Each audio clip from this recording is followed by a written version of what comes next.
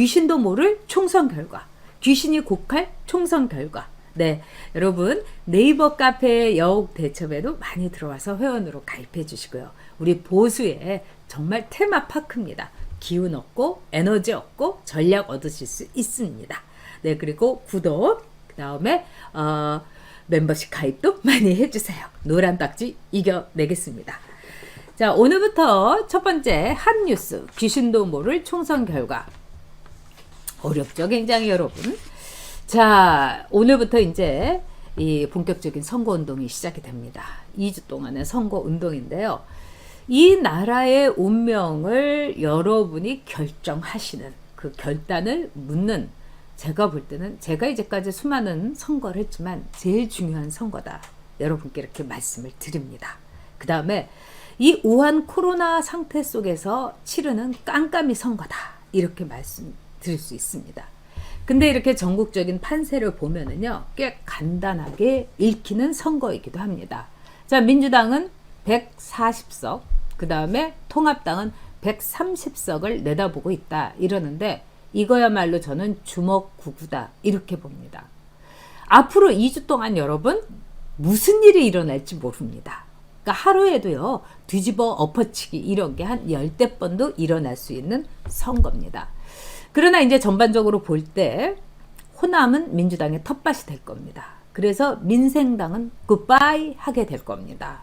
또 TK 경북은 공고하게 통합당의 텃밭이 될 겁니다. 근데 여기에서 아주 미묘한 변화가 지금 일어나고 있는 것이 이른바 PK 지역입니다.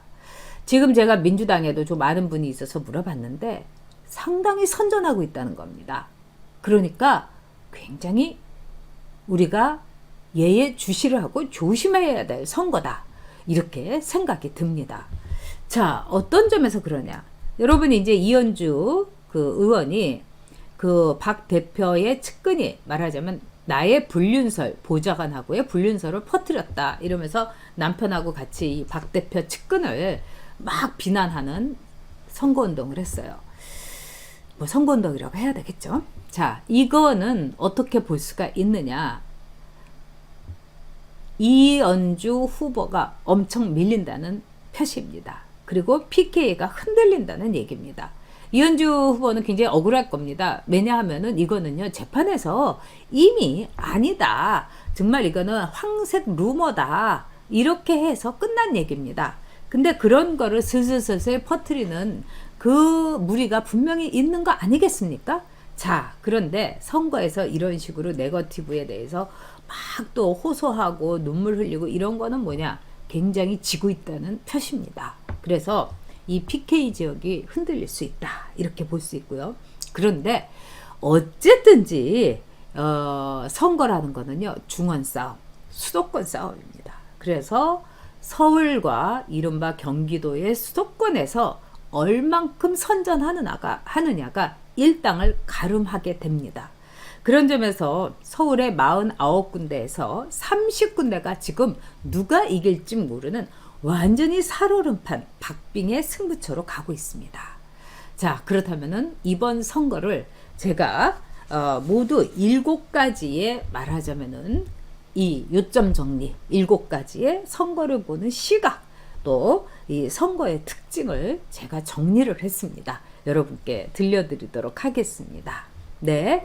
자, 윤상천님께서 수입드림 등급이 되신 거, 와, 감사드립니다. 수입드림, 윤상천 멤버님, 깊이 감사드립니다. 네.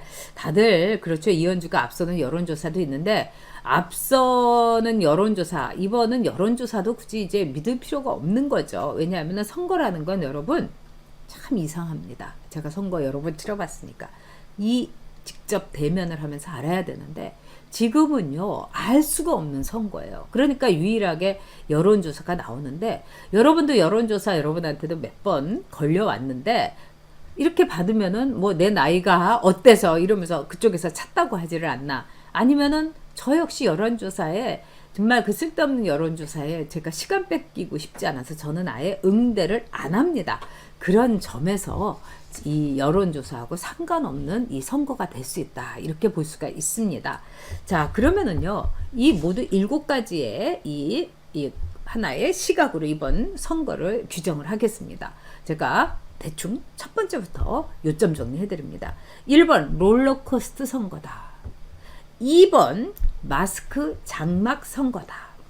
3번 운명을 가르는 운명 선거다. 4번 정의당, 민생당이 죽는 선거다. 5번 위성정당, 열린민주당 득표 꾀할 거다. 이건 정말 읽으면서도 제가 이렇게 정리하면서도 가슴이 막 찢어집니다. 그 다음에 6번 누가 투표장에 더 많이 가느냐, 동원 선거다. 7번 투표의 방법을 얼마나 아느냐에 관건이 달린 선거다. 자, 이렇게 7가지의 컨셉으로 여러분께 말씀드리도록 하겠습니다.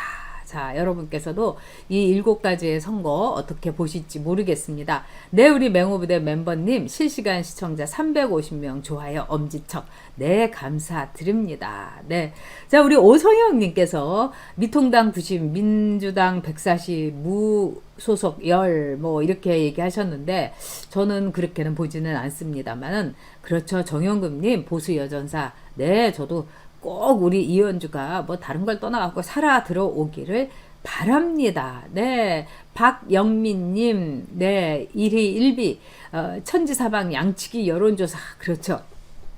양치기 여론조사군요. 네. 자, 그러면 첫 번째 롤러코스터 선거. 이거는 선거라는 게 2주일 동안에 저도 선거를 치러봤지만은 엎치기 덮치기 뭐 대단합니다. 그리고 이번 선거의 경우는요, 굉장히 살벌하지 않습니까? 저 민주당의 저 살기, 그 다음에 통합당으로선 여기에서 물러나게 되면은 당의 존립이 말하자면 흔들리는 선거입니다. 그래서 2주 동안에 굉장히 요동치는 선거다. 그리고 뭐 루머라든가 데마고그라든가 네거티브라든가 이런 게 엄청 날 거고요. 또 이번 선거가 왜 롤러코스터냐? 굉장히 중도들, 즉 스윙보트들.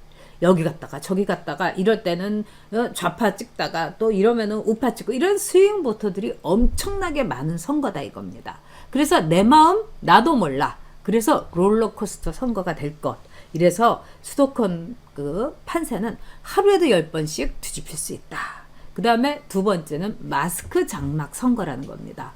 진짜 깜깜이 선거예요. 여론조사도 이제 일주일 있으면은 더 발표도 못합니다. 그렇기 때문에 엄청나게 굉장히 알 수가 없는 선거예요. 그러니까 이 판세를 이렇게 보면은 이거는 누가 이기겠다 이럴 수 있는데 특히 수도권이라든가 서울 같은 경우는 알 수가 없어요. 49개 가운데서 30개가 이 깜깜이 선거고요. 그 다음에 수도권, 서울 같은 경우는요. 기존의 텃밭이 뒤집힐 수 있는 결과가 이번에는 충분히 나올 수 있다는 겁니다. 예를 들자면 민주당의 텃밭에서요. 미통당이 될 수도 있고 그 다음에 통합당의 텃밭에서 민주당에 딱 장악을 할 수도 있는 이래서 알 수 없는 선거다. 우리가 소련에 대해서는 철의 장막이다. 중국에 대해서는 주계 장막이다. 이러는데 이번 선거는 마스크 장막 선거입니다. 일단 대면을 할 수가 없는 거예요. 그냥 이렇게 판날 들고 오세훈 이렇게 있으면서 이 얼굴도 가리고 있기 때문에 그 오세훈의 이 막 멋진 미소라든가 웃는지 우는지도 알 수가 없어요. 그러니까 이 눈동자 선거인 거죠. 진짜 어려운 선거입니다. 왜? 물론 아이 컨택을 할 수도 있지만 이 후보자들은요 전체적으로 자신을 알리고 악수를 해보면서 이 사람이 나를 찍는구나 안 찍는구나 알 수가 있어요. 저도 이렇게 선거를 해보면서 제가 이길 거라는 거를 영등포 갑에서 이길 거라는 걸 알았습니다. 왜? 악수를 하던 분들의 그 악력이라든가 이런 게 대단하더라고요. 근데 이 악수를 할 때 이렇게 스쳐만 간다든지 이러면서 잡으면 이 사람 절대로 찍지 않습니다. 근데 그나마 악수를 통해 가지고 이게 가장 정확한 표의 지표인데 이걸 알 수가 없는 겁니다. 참 무서운 선거다 이렇게 볼 수 있는 거죠.